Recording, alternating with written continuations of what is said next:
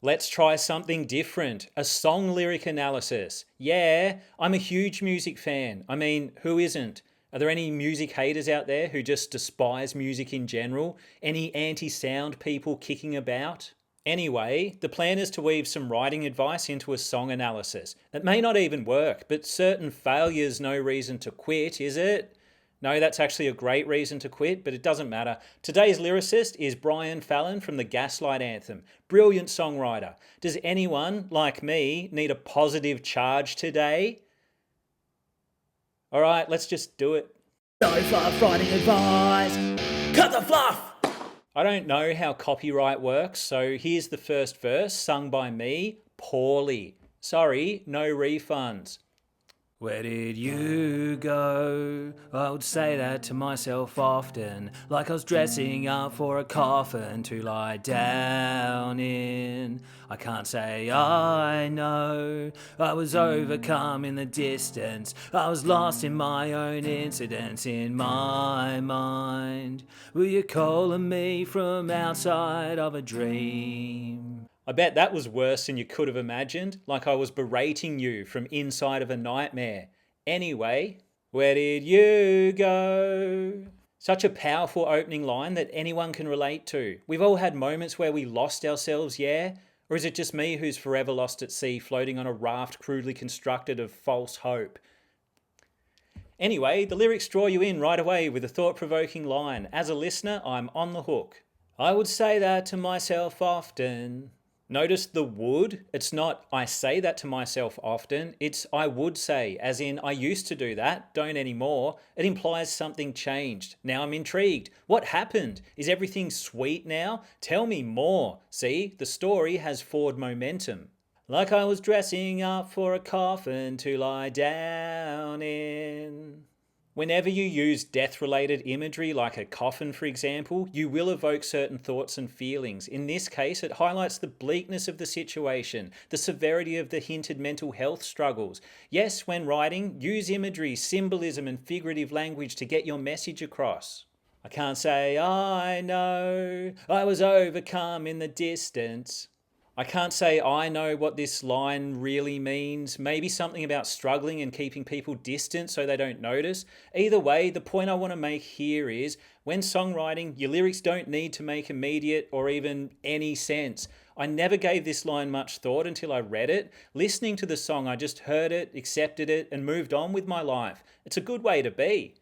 If anyone more switched on than me knows what this line means, or if you have any insights into any other lines, let me know, drop a comment, educate me. I clearly need the help. I was lost in my own incidents in my mind.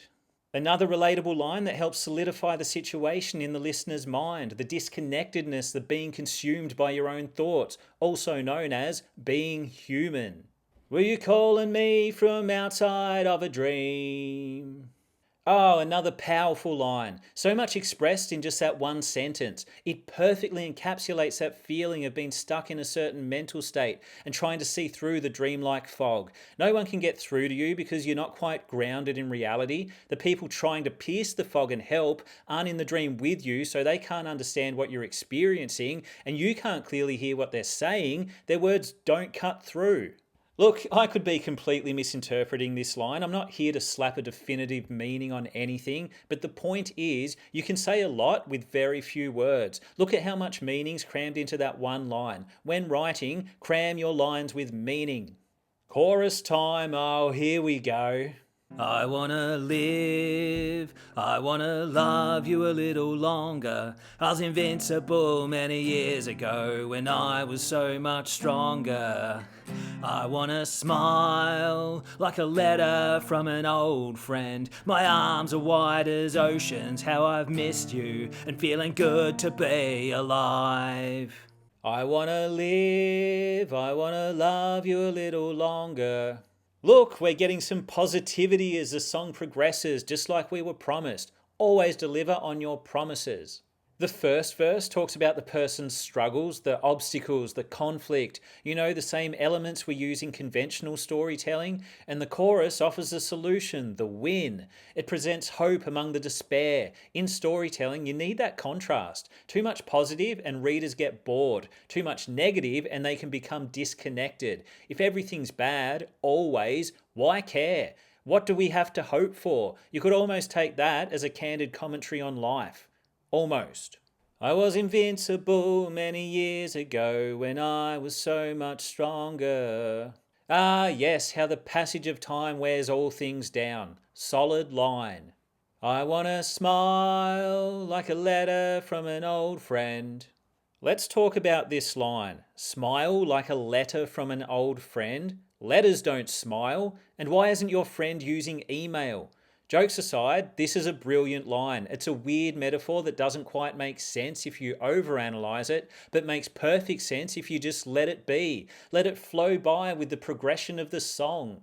Can you get away with lines like this in prose? In certain situations, yeah, but they have to come from the right source. Is this something a character would say? Is this how the narrator speaks? You can make it work, but in songwriting, you've got a whole lot more freedom, and Brian Fallon exploits that freedom as well as anyone. My arms are wide as oceans. That's very wide, maybe too wide. Ocean arms, ocean eyes. What's next? Ocean thighs? My point is, while it's a good metaphor, it's borderline cliche at this point. Avoid cliches when you can. At the same time, keep an open mind. A mind as wide and open as an ocean. How I've missed you and feeling good to be alive.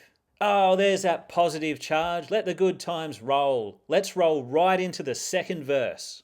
Wherever I'd go, there were whispers in the vestibules, reminders of my time with you on my own. It's hard to know when your mind declares a war on you, like the thoughts inside my skull would do, like I was blind. And I'm sure I saw the signs but didn't know. Wherever I'd go, there were whispers in the vestibules. Vestibules? What a word. I like it. It's different. When using uncommon words, don't get too wild with it. Most readers don't want to be checking the dictionary every paragraph to understand what the hell you're saying. Clarity is king. No, clarity is emperor. Emperors are more powerful than kings, yeah? Is that how it works?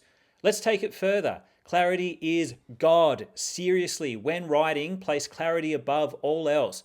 Is that clear? Reminders of my time with you on my own.